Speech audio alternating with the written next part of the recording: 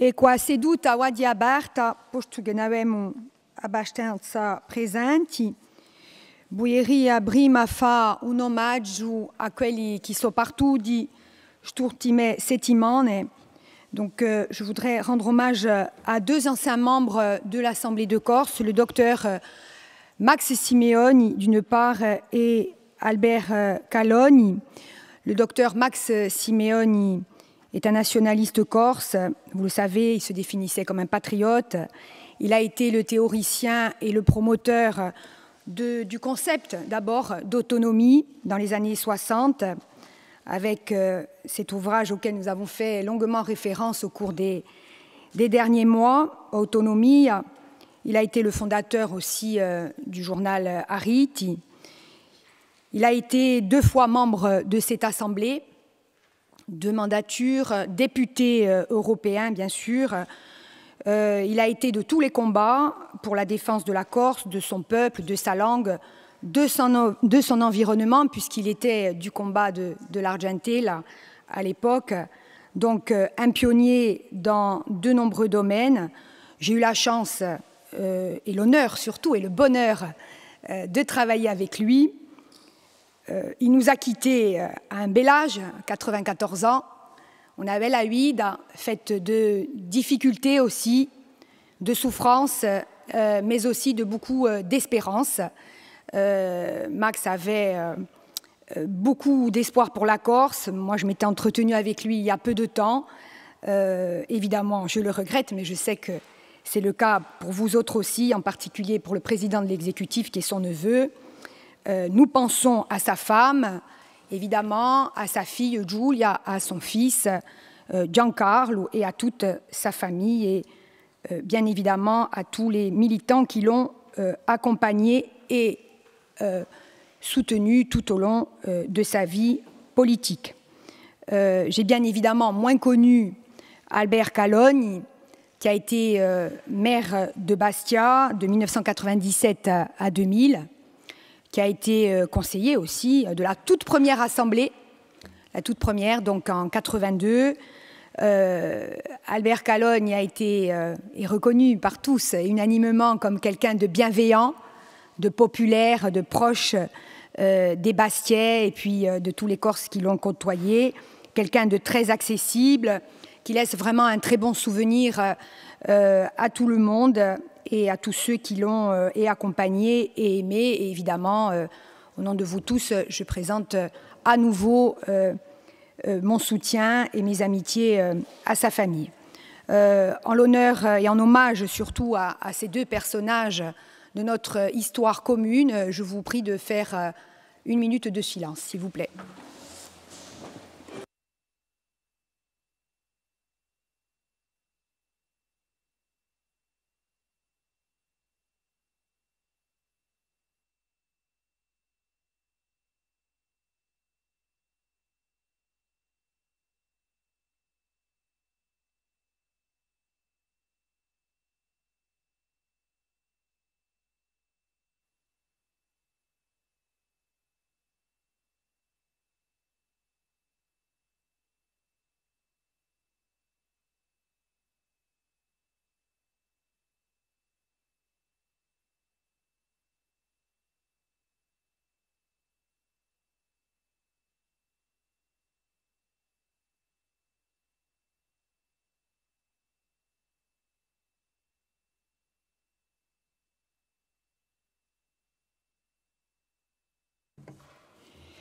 Oggi Presidente di un Consiglio esecutivo di Corsica, signore e signori consiglieri esecutivi, signore e signori consiglieri all'Assemblea di Corsica, care tutte e cari tutti, un mese di settembre fu caldo, stradiato, ma di no ricco d'emozione.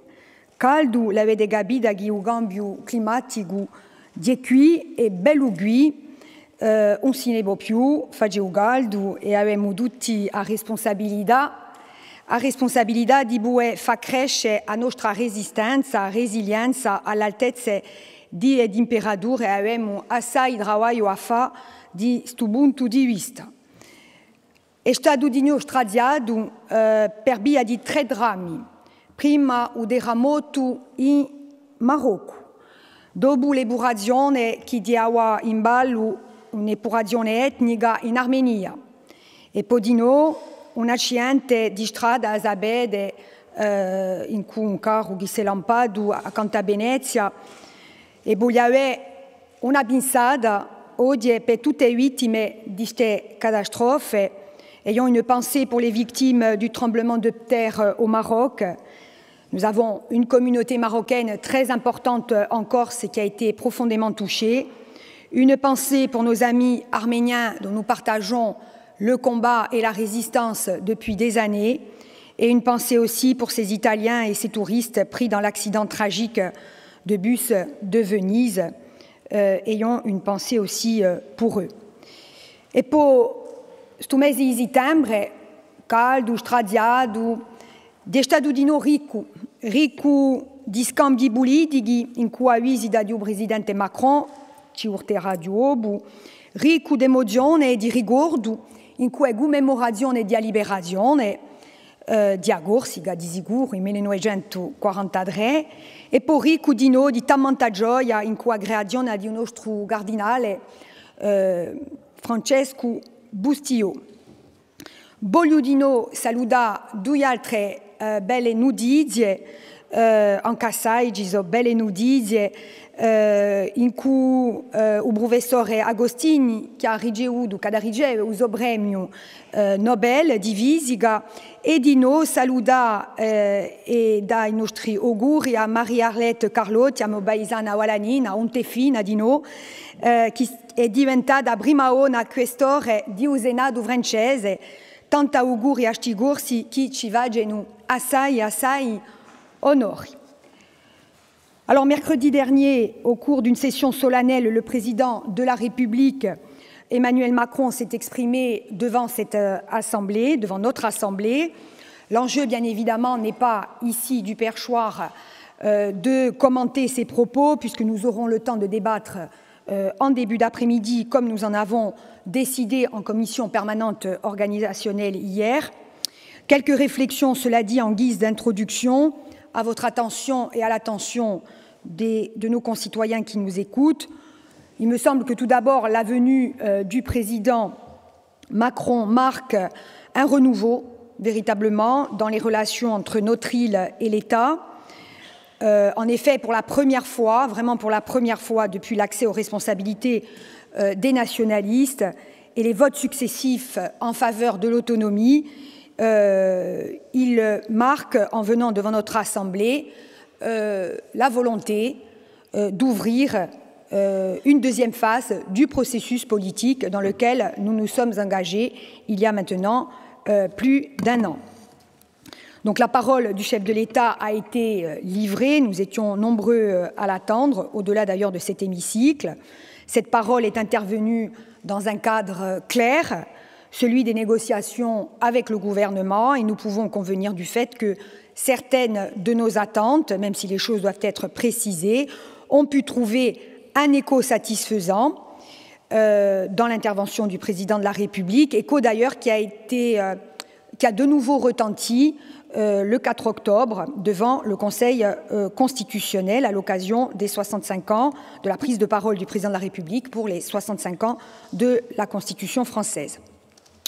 Un pas clair donc a été franchi vers une plus grande reconnaissance des spécificités de la Corse, de son identité, et en confirmant l'inscription de la Corse dans la Constitution et la construction d'un modèle d'autonomie propre à notre île, la voie semble désormais dégagée pour avancer vers la prise en compte de notre singularité, à la fois insulaire, culturelle, linguistique et méditerranéenne, bien sûr. Alors, vous le savez bien, ce moment, ce kairos, est venu clore une première phase du processus. La deuxième étape s'ouvre, nous en discuterons cet après-midi. Elle reposera, à mon humble avis, sur 3 volets. D'abord, un volet de négociation avec le gouvernement pour définir le contenu et les contours de cette autonomie, je cite, à la Corse. Et il est de notre devoir aujourd'hui d'obtenir un maximum d'avancées et d'entraîner un effet cliquet, de produire un effet cliquet, donc un effet de non-retour, pour que ces avancées ne soient jamais remises en cause. Un effet cliquet également pour que les évolutions institutionnelles futures ne puissent aller que dans un sens, celui du renforcement de notre autonomie, de nos acquis juridiques, culturels, économiques et également sociaux. Ensuite, un volet de négociation avec le Parlement. Il faudra convaincre les députés, mais aussi le Sénat, bien sûr, de la nécessité et de l'intérêt de permettre à la Corse d'être vraiment autonome. Sur ce point, moi je souhaite évidemment assurer tous nos parlementaires, je dis bien tous, de notre confiance la plus totale. Nous connaissons leurs talents, leurs qualités, leurs compétences, et je sais aussi leur capacité qu'ils ont à réunir et à convaincre autour d'eux pour un projet commun, à la fois humain mais aussi politique, et nous serons évidemment en élus responsables à leur côté dans ce travail de pédagogie et de rassemblement. Enfin, troisième volet, la recherche d'un point d'équilibre, ça a été évoqué à plusieurs reprises, qui nous concerne, nous, élus de cette Assemblée, et évidemment le Conseil exécutif aussi. Nous ne sommes pas tous d'accord, loin s'en faut, et ça, c'est normal, et c'est la démocratie. Nous ne le serons pas après la réforme constitutionnelle, et c'est heureux, j'ai envie de dire, puisque la Corse est diverse, et il faut que cette diversité, en tout cas politique, puisse continuer à exister. Mais un des enjeux consiste désormais à parler, au moment où s'ouvre cette deuxième phase, du seul et même voix. Être autonome ne signifie rien d'autre que gérer en responsabilité un certain nombre de compétences, reste à savoir lesquelles, bien sûr, mais toujours dans l'intérêt de la Corse et de son peuple. Je crois fermement que nous en sommes évidemment capables, et en tant que présidente de l'Assemblée de Corse, je crois que le mot d'ordre à ce stade, c'est l'union, l'union dans le travail, l'union de tous dans l'intérêt d'une avancée qui sera pour certains trop faible, pour d'autres trop forte, trop élevée, mais qui sera de manière certaine la seule en capacité de faire en sorte que la Corse rejoigne enfin et de manière définitive le cercle des régions autonomes d'Europe et en particulier le cercle des régions des îles autonomes de Méditerranée. Alors d'union et d'alliance, il en a été plusieurs fois question dans le cadre aussi des commémorations pour le 80e anniversaire de la libération de la Corse, premier territoire métropolitain à se libérer. Depuis la fin du mois d'août, nous rendons hommage, et c'est la moindre des choses, aux résistants corses qui ont combattu avec bravoure pour la liberté et la démocratie dont nous jouissons aujourd'hui. Ils ont combattu car il leur était impensable de vivre sous le joug d'une idéologie meurtrière et inhumaine. Et dans ces instants terribles, l'union s'est révélée déterminante, l'union entre toutes les factions de la résistance, l'union aussi évidemment avec les forces alliées, mais parfois aussi avec des unions inédites. Ainsi, à Livourne, dimanche dernier, j'étais présente avec 6 d'entre vous, tous groupes confondus, pour rendre hommage, pour la première fois en 80 ans, aux soldats italiens, notamment ceux de la division Nefriuli, qui, alors que l'Italie entrait en guerre de libération et dans une guerre civile qui a été très meurtrière, ont rejoint, plus de 80 000 morts d'ailleurs, ont rejoint nos résistants et les forces alliées, périssant aux côtés des partisans corses dans les offensives contre les troupes nazies. De puissance occupante à allier dans la libération, c'est cette Italie à nouveau unie dans une relation libre à la Corse que nous avons souhaité célébrer. C'était très émouvant, d'autres étaient là avec moi et ils pourront vous le raconter. De la même manière, nous étions nombreux, comme chaque année, à saluer à Tidim et à Saint-Florent, le 3 octobre, la mémoire des goumiers marocains, valeureux soldats qui ont participé à la libération de l'île avec courage et fraternité, loin de chez eux, dans des conditions absolument terribles. Et sur la stèle érigée à leur mémoire sur le site de la bataille, on peut lire, nous passons tous des centaines de fois devant cette stèle, et je ne suis pas sûre que nous ayons bien lu les mots qui y sont gravés. Je me permets de les citer. « Remplis du souvenir d'une lumière unique, leurs yeux se sont fermés aux brumes d'Occident. Seigneur, permettez que les durs guerriers de Berbérie qui ont libéré nos foyers et apporté à nos enfants le réconfort de leur sourire se tiennent contre nous, épaule contre épaule, et qu'ils sachent, Seigneur, combien nous les avons aimés.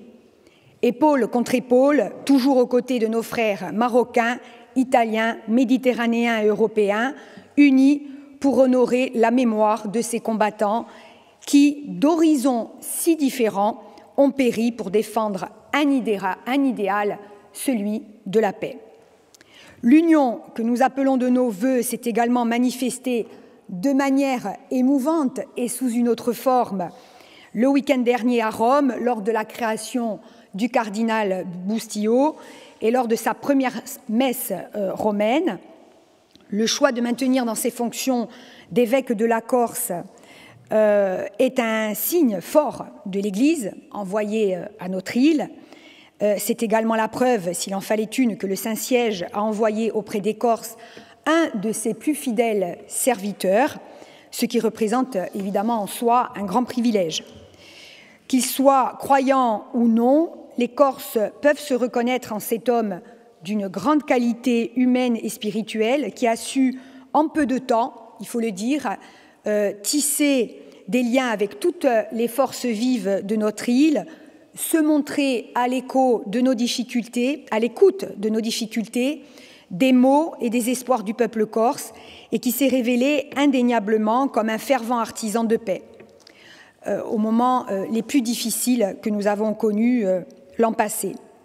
Parmi les 800 Corses présents à Rome, évidemment, nous étions beaucoup différents, encore une fois, pas forcément d'accord sur tout, mais nous étions évidemment prêts à communier tous ensemble, au sens figuré, autour d'un événement majeur pour notre peuple. Carelletti. La Corse est à un moment crucial de son histoire, à un tournant. Nous avons une opportunité d'inscrire dans la Constitution nos spécificités, notre langue, et leur garantir aussi une protection renforcée. Nous avons le pouvoir, ou plutôt le devoir, de construire une nouvelle relation avec l'État, fondée sur le respect mutuel et le dialogue. Nous avons une responsabilité collective de réussir pour nous-mêmes, pour les générations futures. Ensemble et unis, nous avons à construire l'autonomie dont la Corse a besoin, car c'est ensemble et seulement ensemble que nous garantirons le succès de cette évolution institutionnelle et bien évidemment l'avènement d'une trajectoire de développement durable et de paix à laquelle nous aspirons tous. A ringraziarvi.